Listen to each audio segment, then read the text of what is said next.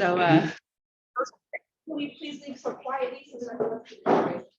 I'll just mention a quick point regarding what Rabbi Chani just said regarding Sinat Chinam. The Netziv says in his introduction, it's a must read. Everyone has to read the Netziv at the beginning of Breshit, one page. He says, what's Sinat Chinam? So you might think Sinat Chinam means you see a person in the street, you don't give him a lift. We don't do that. Open up the Shemesh phone book. How many gemachs do we have? Hundreds and hundreds. I'm sure in the Gush you have the same thing. We do a lot of chesed. We're nice people. He says that's not what Sinat Chinam is. You know what he says? You have to read it.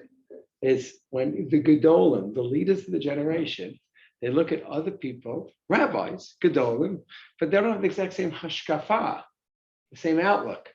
So they don't just say, I disagree. They don't just say you're wrong, that because them. And that's what Netziv said 100 years ago. And can we say that we are exempt from that? I don't know. That's why I'm very proud. If you ever look at the wall outside over there, we have a lot of different Gedolim, and maybe, I don't know, the only Datilim Mishul in the world, I don't know, but we have a flag on the roof, and there's a picture of many Gedolim, including the Satmar Rebbe. Well, I don't know if he was too into the flag. My guess is not. But even though his ideas on Israel, to me, I just cannot fathom. He was a great man, Tzaddik, Talmid Chacham, and held by the Yugim Likarim, but certain ideas of Medina just, I don't understand where he came from, but he was still a great man. And I think it's a tremendous lesson, the Gedolim wall, and maybe something everyone should think about. It doesn't have to just be in the shul here. To embrace Gedolim that you disagree with. They don't have hold by their ideas in many areas, but still great, great people. Just a point before Yom Kippur, you mentioned the how can I not mention that? I mentioned one other idea 2 times ago in the first year we mentioned that tzaddik, to become a tzaddik, you just need to have the right direction, a serious commitment to Torah mitzvah. But then the next year we discussed, that doesn't mean you have tshuva and kapara. You have to go through all the actions and the deeds. And the only way for you to go ahead, have true kapara, you make up with your friends, family, and you talk with them before Yom Kippur. Ideally right away, but at least before Yom Kippur, we had some fights this year. It was hard. We went through rough times, and you try to really mifayes. I'll mention one idea now, and it's a hard one. It's a hard one. There's a famous legend / true story about Yisrael Salant and the Chafetz Chaim. And the Chafetz Chaim came to him with his famous Shmirat HaLashon Sefer, and he asked for an approbation. Now he's the Chafetz Chaim. Then he was the rabbi. Wasn't the world known like he is now, and he asked for an approbation.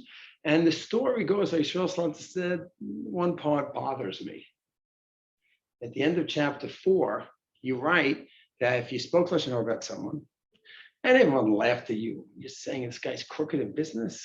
Nonsense. And they all rejected. The only one that's crooked is you. So it didn't have any effect on the person. Reuven spoke about Shimon, and they all laughed. Reuven, you're the loser here. Shimon's fantastic. So no damage was done to Shimon. So then you only need to ask Mechila from Hashem because you violated the laws of Lashon Hara, but you didn't do damage to him. But what if everyone heard and said, wow, Shimon, really? He's a crooked guy? Oh, wow, thanks for letting me know. And it's total sheker. It's false. You're in competition with him and you made up a lie. It's Motzi Shemra. So then the Chafetz Chaim says, what do you have to do? You have to go over. I said some nasty things about you, and yes, Mechila. And hopefully I'll you, because otherwise you have no kapara. So Yisrael Salant, the story goes, said, I can't give haskama to the Sefer. This is wrong. Because you want kapara. You want to come to Yom Kippur with a clean slate. And what are you doing to Shimon? You're making him feel like garbage. Shimon's going, you said what about me? I'm so careful about my books, my texts, everything. I pay everyone on time. I take such pride in that. What you say about me? He's going to feel horrible now. Oh, so you're making him feel horrible so that way you can have kapara because he'll say, oh, I forgive you. So no. So there's a big debate about that story.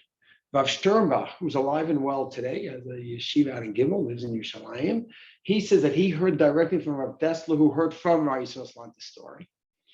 And what it means is it's not necessarily an argument between the two. It's just if the person's going to hear anyway, so you're not really causing him that pain, that's when you could go and ask. But if you are going to cause him the pain, then maybe what you should do is Erev Yom Kippur, have the general request from Mechila. But if I've done anything to you this year, I ask for Mechila. But not that you'd have the right to bring up this horrible discussion was going to make him feel like garbage. So it's a whole big deal. There's Nidbur of Zilber also discusses, is there an argument between Yisrael Salant and the Chafetz Chaim? And can you really say that? But then if you just give a general Mechila request, and then the guy finds out what you really said, I'm not mochel that. It's a confusing topic. And there's no clear answer what to do here. And truthfully, if the simple shot of Rav Salant is that you can ask for Mechila, which means you will never have kapara, because you don't have a right to feel that, so you'll never have kapara. And even death and even Yom Kippur doesn't help out. They help out between between man and God. And there will be no kapara for this. That's it. So I think it's interesting to see it, understand the whole machlokas, is there machlokas, and the whole debate over the last 100 years about this story. But I think we should really take to heart before we open our mouths to understand how serious Lashon Hara is. Besides all the damage it does, it could be that we've opened up a Pandora's box and there's no turning back. There is no kapara for this. There's no way to ever heal it. Who knows how much damage you did to so many people? And even if you're going to go to that person who says he can have kapara, or who says you're allowed to go over to that person, it's a very complex topic. And ideally, we should avoid it because it's an affair. Ideally, we should avoid it because we don't want this kind of punishment. But the highest level is to hurt another human being. To hurt another human being. That's the ideal level. I'm going to say something's going to hurt someone. Stop talk about another person. Stab him in his back, stab her in the back. That's the highest of levels where we have that sensitivity to another human being. How can I do that? But if we're not on that level yet, at least think about some of the low lishma reasons that you might have an eternal sin here that there's no kapara for. And hopefully that could keep us a little bit on guard. Bracha, Hatzlacha, Legmach Timatova.